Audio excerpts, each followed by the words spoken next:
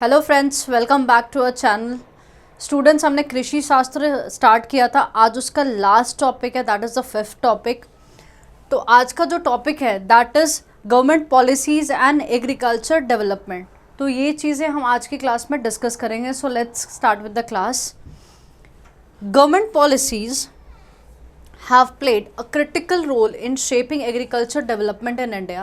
तो हम देखते हैं कि गवर्नमेंट पॉलिसीज़ या गवर्नमेंट ने बहुत ही इंपॉर्टेंट रोल प्ले किया है एग्रीकल्चर को डेवलप करने के लिए। A sector that employs a significant portion of population and contribute substantially to the economy. अब बहुत सारी डिफरेंट गवर्नमेंट पॉलिसीज़ हमें देखने को मिलेंगी, उसके इम्पैक्ट्स हम देखेंगे एग्रीकल्चर डेवलपमेंट में। तो पहला हमारे पास आता है that is green revolution. Time period क्या है? 1960 से लेकर 1970 तक, which is very important topic. आज जो हम डिस्कस करने वाले हैं उसका बहुत ही इंपॉर्टेंट टॉपिक है, दैट इज़ ग्रीन रेवोल्यूशन। जब हम ग्रीन रेवोल्यूशन की बात करते हैं तो ये एक लैंडमार्क कहलाता है इन इंडियाज़ एग्रीकल्चर हिस्ट्री में, मार्क्ड बाय एडॉप्शन ऑफ। जब हम ग्रीन रेवोल्यूशन की बात करेंगे तो HYV सीड्स हमने हमेशा सुने होंगे, जब भी ग्रीन रेवोल्यूशन सुना होगा। तो सबसे इम्पॉर्टेंट जो चीज़ थी ग्रीन रेवोल्यूशन में जो आई थी that was high yielding variety seeds. नई नई एग्रीकल्चर के इरिगेशन के टेक्निक्स आए थे और केमिकल फर्टिलाइजर्स का यूज़ हुआ था टू बूस्ट एग्रीकल्चर प्रोडक्टिविटी। तो एग्रीकल्चर प्रोडक्टिविटी को इंक्रीज़ करने के लिए ग्रीन रेवोल्यूशन आया था, जिसमें HYV सीड्स का इंट्रोडक्शन हुआ था। नई नई इरिगेशन की टेक्नोलॉजीज टेक्निक्स आई थी इरिगेशन से रिलेटेड, और केमिकल फर्टिलाइजर्स का यूज़ किया गया था। क्या क्या पॉलिसीज़ और इनिशिएटिव्स लिए गए थे इस पीरियड में, ज़रा देख लेते हैं। Introduction of HYV seeds. Government with support from the agriculture scientists and institutions like the Indian Council of Agriculture Research। तो गवर्नमेंट ने क्या इंस्टीट्यूशन के साथ, कौन सा आइकर इंस्टीट्यूशन के साथ प्रमोट किया क्या? Adoption of HYV seeds, that is high yield variety seeds of wheat and rice. तो बेसिकली इसका जो फोकस था ग्रीन रेवोल्यूशन का, HYV सीड्स किसके? wheat and rice के। These seeds were developed to be more resistant to pests and diseases and produce higher yield under optimal condition। तो optimal condition में ये basically ज़्यादा से ज़्यादा production देते हैं resistant to pest और diseases। तो basically ये pest and disease resistant crops है, मतलब varieties है। Next क्या है इसका? expansion of irrigation infrastructure। तो हमने पहला क्या देखा कि HYV सीड्स आई, दूसरा क्या है? इरिगेशन को जो है उसका इंफ्रास्ट्रक्चर डेवलप किया गया। गवर्नमेंट ने इन्वेस्ट किया बहुत सारे इरिगेशन प्रोजेक्ट्स में, like Bhakra Nangal dam, Hirakud dam and Indira Gandhi canal to expand irrigation facilities. This help farmers to reduce the dependence on rainfall and increase the area under cultivation. तो अल्टीमेटली जैसे ही इरिगेशन फैसिलिटीज़ बढ़ेंगी तो आपका रेनफॉल के ऊपर जो डिपेंडेंसी है, जो फार्मर की डिपेंडेंसी रेनफॉल में क्या हो जाएगी? कम हो जाएगी, एंड कल्टीवेशन एरिया जो अंदर का है वो क्या हो जाएगा? इंक्रीज हो जाएगा। Subsidies on inputs. Subsidies were provided on fertilizers, pesticides and irrigation equipment to make them affordable for farmers। Subsidies क्या होता है? बेसिकली मार्केट प्राइस से कम पैसों पे आपको सामान मिल जाना, ठीक है। तो सब्सिडीज़ प्रोवाइड की जाती थी फर्टिलाइजर्स में, पेस्टिसाइड्स में और इरिगेशन इक्विपमेंट्स में। मतलब ये बेसिकली सब्सिडीज़ प्रोवाइड की जाती थी, जो प्रोडक्शन करते हैं ना उनको प्रोवाइड की जाती, जो मैन्युफैक्चरिंग वाले हैं, ताकि कम दाम में फार्मर्स को ये चीज़ अवेलेबल हो। This incentivized the adoption of modern agriculture practices and technologies। फिर आता है credit facilities. The government established agriculture credit institution. तो गवर्नमेंट ने नाबार्ड को डेवलप किया, national bank for agriculture and rural development, जो कि क्या प्रोवाइड करता है? लोन्स प्रोवाइड करता है फार्मर्स को at a minimum rate या subsidized interest rate। This facilitated investment in agriculture inputs and infrastructure। तो जब नॉमिनल रेट में लोन्स मिलेंगे तो फार्मर्स क्या अब इन्वेस्ट कर सकते हैं एग्रीकल्चर इनपुट्स और उनके इंफ्रास्ट्रक्चर पे, राइट। नेक्स्ट क्या है हमारे पास? Land reforms. So this was all about green revolution. हमारा नेक्स्ट टॉपिक जो है that is land reforms. Land reforms were initiated to address inequities in land ownership. तो जो भी लैंड ओनरशिप में इनइक्वालिटीज़ हो रही थी उसकी वजह से ये लैंड रिफॉर्म्स को करना बहुत ज़रूरी हो गया था। एग्रीकल्चर प्रोडक्टिविटी को इम्प्रूव करना एंड इम्प्रूव रूरल लाइवलीहुड्स। तो पॉलिसीज़ एंड इनिशिएटिव्स क्या क्या इंक्लूड है वो ज़रा देख लेते हैं। सबसे पहला है that is land ceiling act. Land को सील कर देना मतलब लिमिटेड लैंड ही प्रोवाइड करना। State government enacted land ceiling act to impose limits on land holding. क्या लिमिट प्रोवाइड करना लैंड होल्डिंग को एंड रीडिस्ट्रीब्यूट करना जो भी सरप्लस लैंड है टू द लैंडलेस फार्मर्स। तो एक लिमिट सेट कर देना कि जो कि लैंड होल्डिंग्स प्रोवाइड मतलब जो भी लैंड होल्डिंग्स है उस पर एक लिमिट इम्पोज कर देना, ठीक है। और वो भी जो सरप्लस लैंड होगा वो लैंडलेस फार्मर्स के पास प्रोवाइड करना।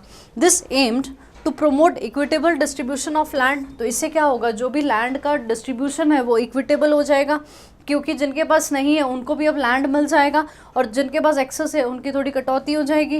And increase access to the agriculture resources. फिर है टेनेंसी रिफॉर्म्स।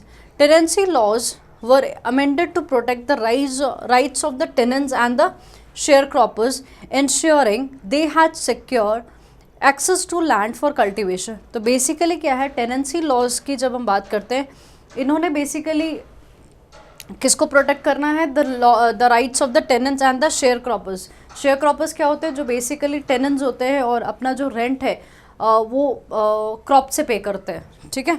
सो उनको बोला जाता है शेयर क्रॉपर्स। तो ये क्या इंश्योर करेगा कि इनके पास सिक्योर्ड एक्सेस हो लैंड का for cultivation. This encouraged investment in land improvement.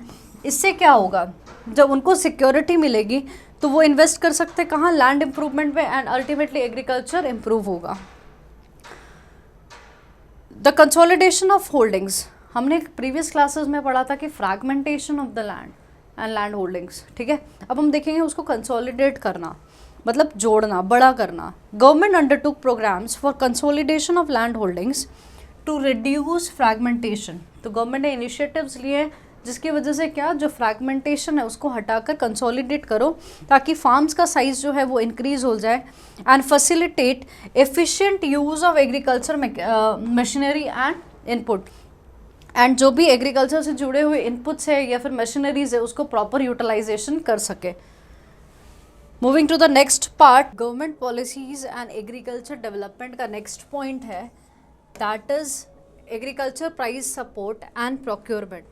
क्या है next point, agricultural price support and procurement to provide income security to farmers and stabilize agriculture prices. The government implemented various price support and procurement policies. तो government ने क्या किया है, income security देने के लिए फार्मर्स को, मतलब प्रॉपर एक सिक्योर्ड इनकम फार्मर्स को प्रोवाइड हो एंड एग्रीकल्चर के जो प्राइजेस हैं बहुत ज़्यादा या बहुत कम ना हो, मतलब क्या एक बैलेंस्ड हो, स्टेबलाइज एग्रीकल्चर प्राइजेस हो।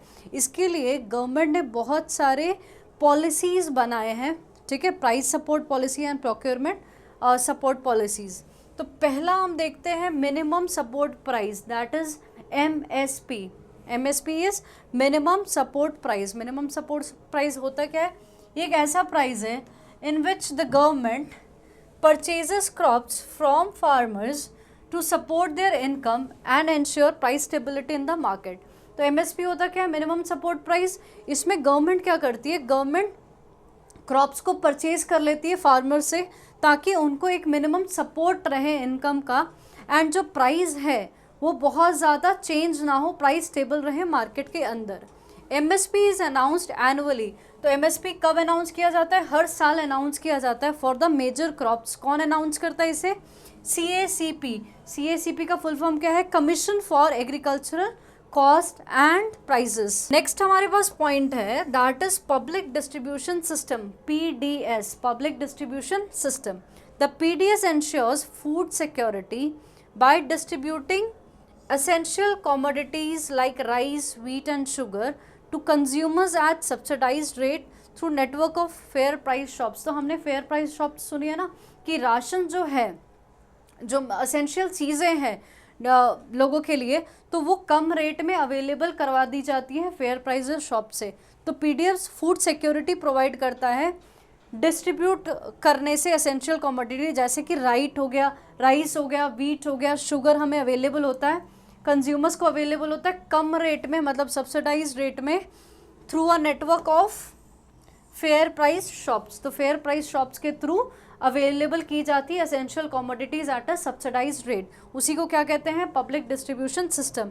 It also provides a market for surplus production under government procurement schemes. तो ये किसके लिए मार्केट प्रोवाइड करती है, सरप्लस जो प्रोडक्शन हो जाता है उसके लिए भी प्रोवाइड करती है।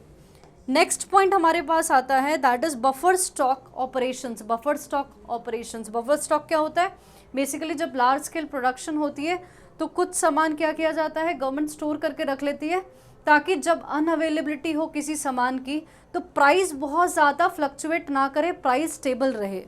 The government maintains a buffer stock of, किसका बफर स्टॉक मेंटेन होता है, फूड ग्रेन्स का, through agencies like food corporation of India that is FCI।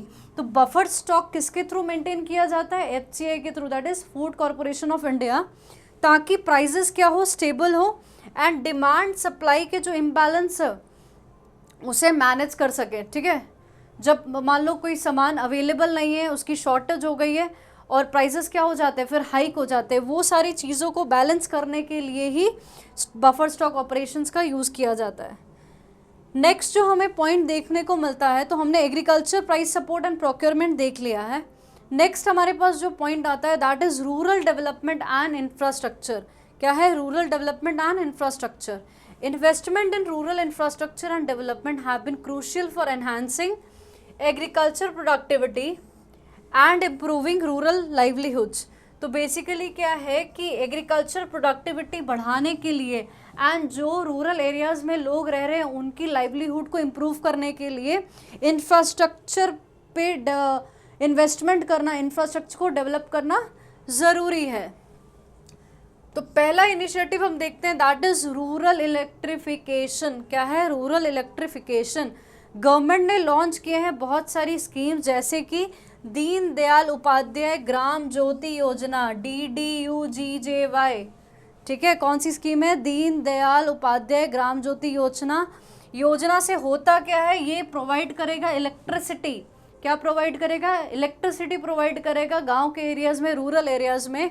Irrigation facilities provide करेगा, farm mechanization and agricultural processing, मतलब agro processing, ये सारी चीज़ें ये प्रोवाइड करेगा। ठीक है, नेक्स्ट हमारे पास आती है road connectivity. Road connectivity, the प्रधानमंत्री ग्राम सड़क योजना, PMGSY, प्रधानमंत्री ग्राम सड़क योजना, ये क्या एम करती है, ये स्कीम क्या कहती है, इससे क्या होगा, विलेज, जो रूरल विलेज है उसे कनेक्ट किया जाएगा ऑल वेदर रोड से। ऑल वेदर रोड्स मतलब डिफरेंट टाइप ऑफ वेदर्स जो है, वो जो रोड्स होती हैं डिफरेंट टाइप ऑफ वेदर्स को एक्सेप्ट कर लेती है। तो विलेज की जो रूरल विलेज की जो सड़कें हैं उसे कनेक्ट किया जाएगा किसे, ऑल वेदर रोड से। Enabling farmers to access market, तो इससे होगा क्या, कनेक्टिविटी की क्यों जा रही है, ताकि जो मार्केट है उसको एक्सेस कर पाए, फार्मर्स जो है वो मार्केट को एक्सेस कर पाए। इनपुट सप्लायर्स, सप्लाईज जो है इनपुट की वो सही से हो पाए एंड बेटर ट्रांसपोर्ट फैसिलिटी हो for their produce. Next point हमारे पास रूरल डेवलपमेंट के अंदर ही आता है that is storage and cold chain facilities. क्या है, storage and cold chain facilities. Investment in modern storage facilities, cold chains, warehousing infrastructure has been crucial for reducing post-harvest losses. तो basically जो storage facilities है, storage infrastructure को develop करना या उसमें invest करते क्यों है, ताकि जो हार्वेस्ट करने के बाद जो लॉसेस है उसे बचाना।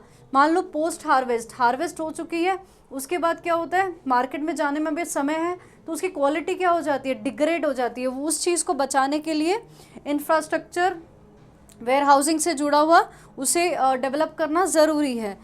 मेंटेन करना फूड की क्वालिटी को and enhancing market access for the farmers. Next point हमारे पास है that is agricultural research and extension. Promotion of agricultural research, technology dissemination मतलब टेक्नोलॉजी को स्प्रेड करना, and extension services have been pivotal for advancing agriculture productivity and sustainability. तो पहला point हमारे पास आता है ICAR, that is Indian council of agricultural research. ICAR and its network of agriculture universities and research institutions conduct research on crop improvement। तो basically क्या है, जो Indian council of agriculture research है एंड और भी सारे institute and research institutions universities मिलके क्या कर रही हैं, कंडक्ट कर रही है रिसर्च किस पे, क्रॉप की इम्प्रूवमेंट किस तरह की जाए, सॉइल की हेल्थ को मेंटेन करना, पेस्ट को मैनेज करना एंड जो फार्मिंग प्रैक्टिसेस है सस्टेनेबल फार्मिंग प्रैक्टिसेस को अडॉप्ट करना, जैसे कि ऑर्गेनिक फार्मिंग प्रैक्टिसेस हो गई। नेक्स्ट इज कृषि विज्ञान केंद्रास, दैट इज KVKS। कृषि विज्ञान केंद्रास provide extension services to farmers disseminating knowledge on improved agriculture practices।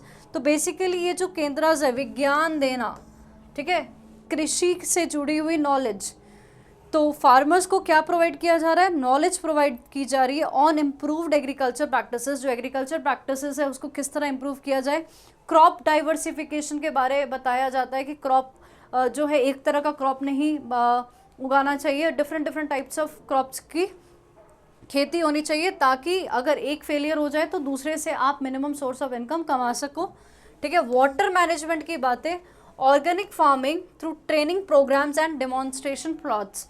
तो ट्रेनिंग प्रोग्राम्स करवाए जाते हैं, डेमोन्स्ट्रेशंस, एक्सपेरिमेंट्स डेमोन्स्ट्रेशन करवा के दिखाया जाता है डिफरेंट प्लॉट्स में, ठीक है, और उनको नॉलेज प्रोवाइड की जाती है different areas related to the agriculture. Next point हमें देखने को मिलता है चैलेंजेस एंड फ्यूचर डायरेक्शंस। क्या क्या चैलेंजेस फेस करता है डिस्पाइट द अबव एफर्ट्स। बहुत सारे एफर्ट्स तो लिए जा रहे हैं बेटरमेंट करने के लिए, फिर भी इंडियन एग्रीकल्चर क्या है, बहुत सारे चैलेंजेस को फेस करता है, इंक्लूडिंग क्लाइमेट चेंज इम्पैक्ट्स। तो क्लाइमेट चेंज का बहुत बड़ा इम्पैक्ट पड़ता है एग्रीकल्चर में, पानी की scarcity, that is water scarcity, soil का डिग्रेड होना, market changes, market volatility, income disparities. तो ये सारी चीज़ें क्या है, चैलेंजेस फेस किए जाते हैं। आगे की पॉलिसीज़ क्या है वो देख लेते हैं। Future policies need to focus on sustainable agriculture. तो आगे की जो पॉलिसीज़ है बेसिकली वो किस पे फोकस होनी चाहिए कि एग्रीकल्चरल क्या होना चाहिए, सस्टेनेबल होना चाहिए। Promoting climate resilient farming practices, organic farming, conservation agriculture to enhance productivity while preserving natural resources. तो बेसिकली क्या है, नेचुरल रिसोर्सेज को प्रिजर्व करके रखना, but at the same time productivity को क्या इंक्रीज करना थ्रू ऑर्गेनिक फार्मिंग, ठीक है, एग्रीकल्चर को कंजर्व करके रखना, फार्मिंग प्रैक्टिसेस कौन सी, क्लाइमेट रेजिलिएंट प्रैक्टिसेस फॉलो करना। Next we have market reforms, strengthening agricultural marketing infrastructure, promoting contract farming and enhancing farmers access to competitive market and value chains। तो basically market में भी changes लेकर आना, तो जो भी मार्केट का इंफ्रास्ट्रक्चर है उसे मजबूत बनाना, कॉन्ट्रैक्ट फार्मिंग, एक कॉन्ट्रैक्ट बेसिस में फार्मिंग होगी, ठीक है, उसे आगे बढ़ाना, और क्या देखना कि फार्मर्स एक्सेस कर पाएँ कॉम्पिटिटिव मार्केट को एंड वैल्यू चेन्स को। Next point is technology adoption, encouraging adoption of modern agricultural technologies। तो बेसिकली ज़्यादा से ज़्यादा encourage किया जाता है कि मॉडर्न टेक्नोलॉजीज़ को अडॉप्ट किया जाए। डिजिटल फार्मिंग सॉल्यूशंस, जो भी फार्मिंग के रिलेटेड जो भी चीज़ें हैं वो डिजिटली सॉल्व हो सके। Precision agriculture to improve efficiency, reduce cost and mitigate risk. तो बेसिकली नई नई टेक्नोलॉजीज़ अडॉप्ट की जाए, जो भी प्रॉब्लम्स है वो ऑनलाइन ही डिजिटल प्लेटफॉर्म में सॉल्व की जाए, एफिशिएंसी को इम्प्रूव करना ताकि कॉस्ट कम हो जाए एंड रिस्क होना कम हो जाए।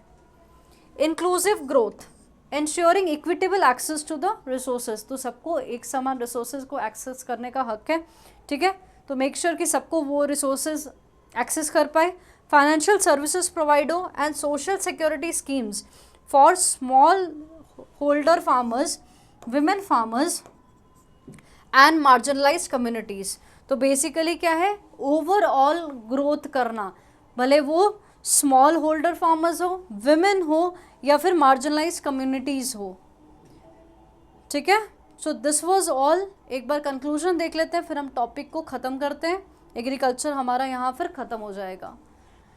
Government policies have been instrumental in shaping the trajectory of agricultural development in India।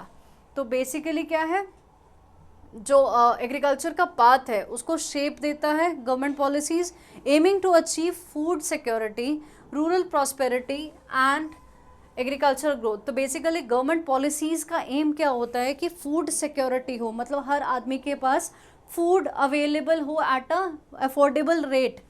ठीक है, रूरल प्रॉस्पेरिटी, रूरल डेवलपमेंट हो, इंफ्रास्ट्रक्चर डेवलप हो एंड सस्टेनेबल ग्रोथ हो। कंटिन्यूड पॉलिसी रिफॉर्म्स, जो रेगुलरली हम पॉलिसी में चेंजेस देखने को मिल रहे हैं, investment in rural infrastructure, research and extension services and adaptive strategies are essential for addressing emerging challenges and transforming Indian agriculture into resilient and vibrant sector.